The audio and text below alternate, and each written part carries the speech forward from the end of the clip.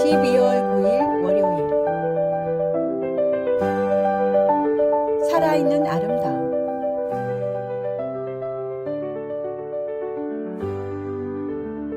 대림절이 되면 교회마다 성탄의 기쁨을 담은 장식으로 가득합니다. 예배당에는 대림절 촛불이 밝혀지고 초 주변에는 아름다운 꽃장식이 더해집니다. 대림절 기간인 4주 동안 유지해야 하기에 생화 대신 조화로 꾸미는 경우도 많습니다. 요즘 조화는 정말 정교하게 만들어져 만져보지 않으면 생화와 구분하기 어려울 정도입니다. 그런데 조화와 생화를 구분하는 간단한 방법이 있습니다. 바로 상처를 찾는 것입니다. 생화에는 작은 흔적들이 있습니다. 꽃잎이 살짝 시들거나 잎사귀가 찢어졌다가 아문 자국, 가지에 난 흠집들. 이런 흔적은 꽃이 살아있다는 증거입니다. 반대로 조화에는 그런 상처가 없습니다. 우리 삶도 마찬가지입니다. 상처는 두려워하거나 감추어야 할 것이 아닙니다. 오히려 그것은 우리가 살아있다는 증거입니다. 하나님께서는 우리가 흠없는 모조품처럼 완벽하기를 바라지 않으십니다. 상처가 있어도 생명력 넘치는 생화처럼 우리의 믿음도 살아있기를 원하십니다. 하나님 나라를 아름답게 장식하는 데 쓰임받는 우리의 삶은 때로 상처를 통해 더욱 빛날 수 있습니다. 대림절은 주님께서 이 땅에 오신 날을 기다리며 준비하는 절기입니다. 예수님의 손에는 십자가에서 남긴 못자국이 있습니다. 그 못자국이야말로 세상을 향한 하나님의 사랑을 가장 깊이 증명하는 상처입니다. 상처는 아픔이지만 동시에 사랑이고 희생이며 생명의 흔적입니다. 대림절을 맞아 우리의 삶도 주님의 손처럼 상처로 인해 더 아름다운 이야기를 담기를 소망합니다. 살아있는 믿음으로 우리 삶을 하나님 나라를 위한 생명력 있는 꽃으로 피워봅시다. 오늘의 말씀. 이것을 너희에게 이르는 것은 너희로 내 안에서 평안을 누리게 하려 함이라.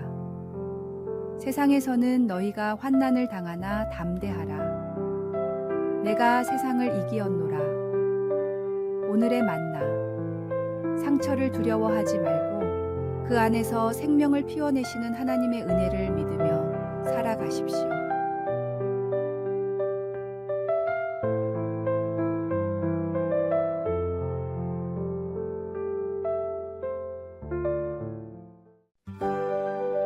(12월 10일) 화요일. 아름다운 꽃병. 한 전도사가 새 신자를 방문했습니다. 집에 들어선 그는 유리 상자 안에 아름다운 꽃병 2개에 눈이 멈췄습니다. 정말 멋진 작품이군요. 얼마에 파실 생각이 있으신가요? 전도사의 감탄에 새 신자는 고개를 저으며 단호하게 말했습니다. 이 꽃병은 돈으로 살 수 없습니다. 그는 전도사에게 이유를 설명했습니다. 저는 한때 술에 빠져 살며 제 인생을 쓰레기 같다고 여겼습니다. 그런데 어느 날 교회 집회에 다녀오던 길에 쓸모없어 보이는 흙덩이를 발견했어요. 저는 그 흙을 집으로 가져와 꽃병으로 빚었죠. 그 과정을 통해 깨달았습니다.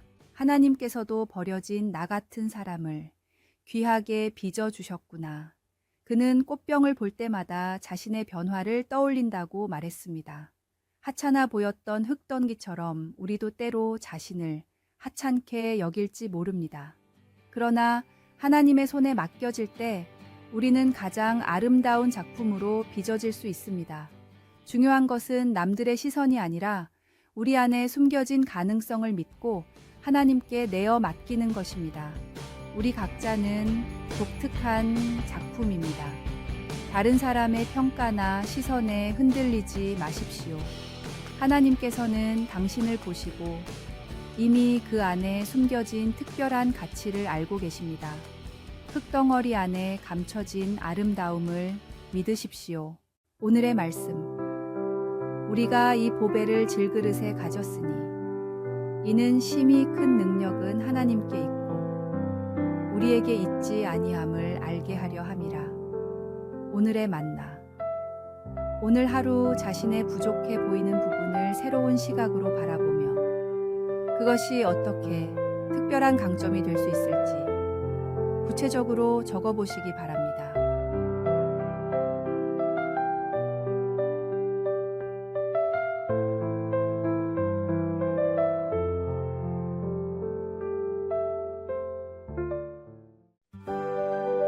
(12월 11일) 수요일 귀양살이에서 얻은 믿음. 1904년 이주는 나라를 위해 분연히 일어선 투사였습니다. 친일 조직인 일진회의 횡포에 맞서 공진회를 결성하며 친일파의 부당함을 탄핵했습니다.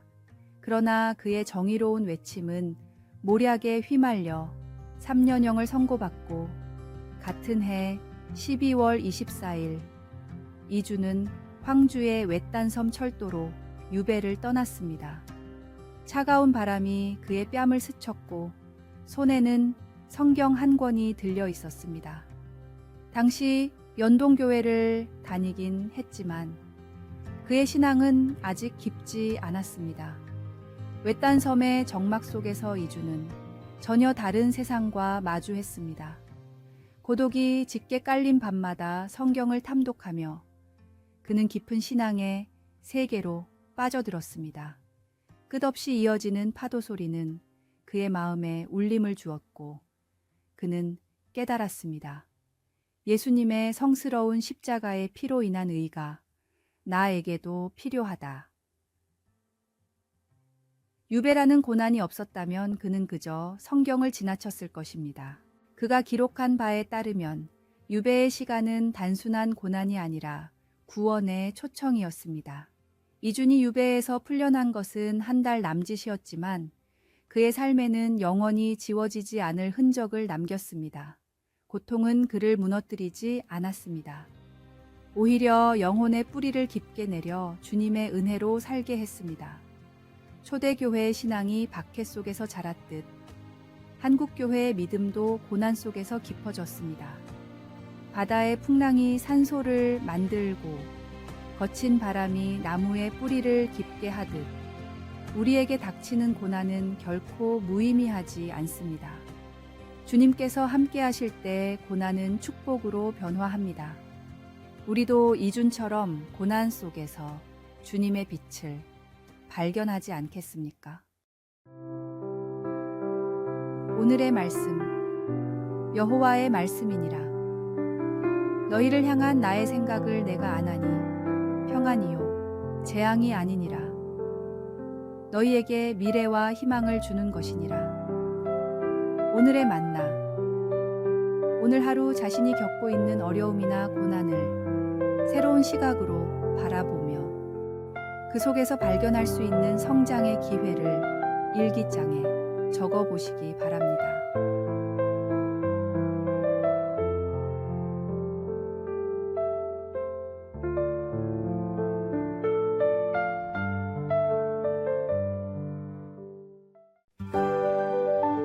(12월 12일) 목요일 송사리, 잠자리, 개미의 고민.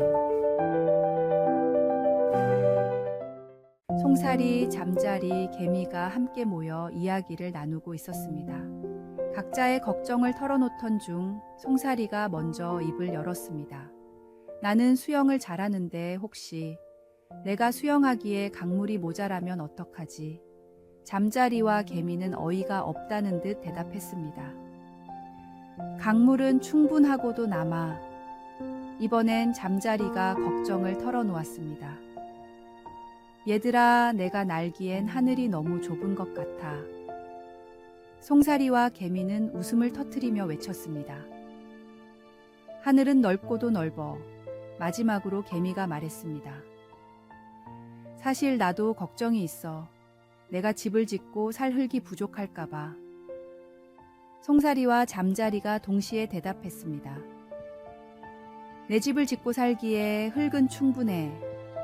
송사리, 잠자리, 개미의 걱정은 모두 과장되고 비현실적이었습니다. 우리가 염려하는 모습도 종종 이와 다르지 않습니다.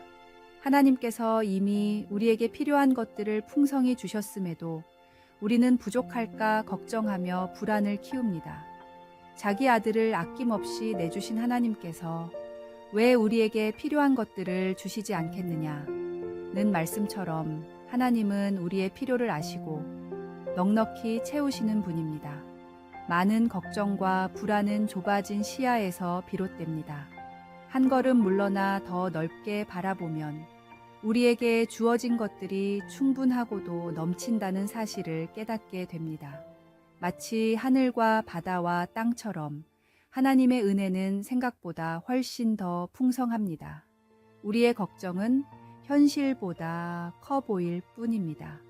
오늘 하루 하나님께서 이미 주신 넉넉함을 믿고 감사하며 살아가면 어떨까요? 오늘의 말씀. 공중의 새를 보라. 심지도 않고 거두지도 않고 창고에 모아들이지도 아니하되 너희 하늘 아버지께서 기르시나니 너희는 이것들보다 귀하지 아니하냐. 오늘의 만나. 하나님께서는 이미 우리에게 필요한 모든 것을 풍성히 채워주셨습니다. 우리의 걱정은 종종 현실보다 과장된 것이니 하나님의 은혜를 믿고 감사하며 살아갑시다. 부족함이 아니라 넘치는 은혜를 볼 수 있는 눈을 구합시다.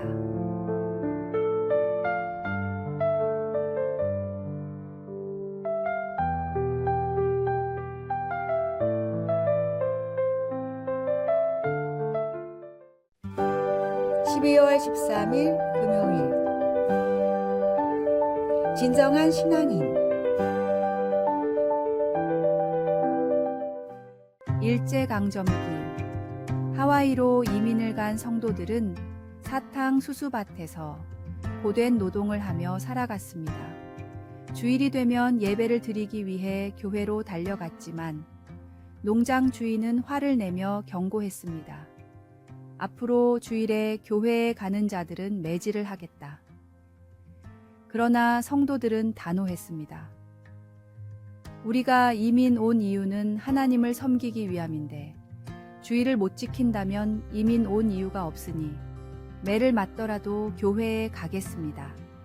다음 주일 아침 많은 일꾼들이 농장주 앞에 나아가 말했습니다. 오늘은 주일이니 매를 맞고 교회에 가겠습니다. 그들의 믿음과 결단에 감동한 농장주는 일을 쉬고 예배를 드리도록 허락했습니다. 결국 그는 자신도 교회에 나가기 시작했고 나중에는 일꾼들을 위해 예배당까지 지어주었습니다. 눈에 보이는 물질적 이익을 쫓기 쉽지만 성도들에게 신앙은 삶의 근간이었습니다. 그들의 결단은 단순한 고집이 아니라 더 큰 가치를 위한 용기 있는 선택이었습니다. 때로는 우리의 신념을 지키기 위해 불이익을 감수해야 할 때가 있습니다. 그러나 그런 희생은 다른 이들의 마음을 움직이며 세상을 변화시키는 힘이 됩니다. 우리가 믿는 가치를 위해 기꺼이 희생할 수 있는 용기. 그것이 바로 진정한 신앙인의 모습입니다. 그리고 그런 진정성 있는 삶은 결국 주변 사람들에게도 긍정적인 영향을 미치게 됩니다. 오늘의 말씀. 믿음이 없이는 하나님을 기쁘시게 하지 못하나니 하나님께 나아가는 자는 반드시 그가 계신 것과 또한 그가 자기를 찾는 자들에게 상 주시는 이심을 믿어야 할지니라. 오늘의 만나. 오늘 하루 자신이 지키고 싶은 가치나 신념이 무엇인지 생각해보고 그것을 위해 작은 희생이라도 할 수 있는 일이 있는지 찾아보시기 바랍니다.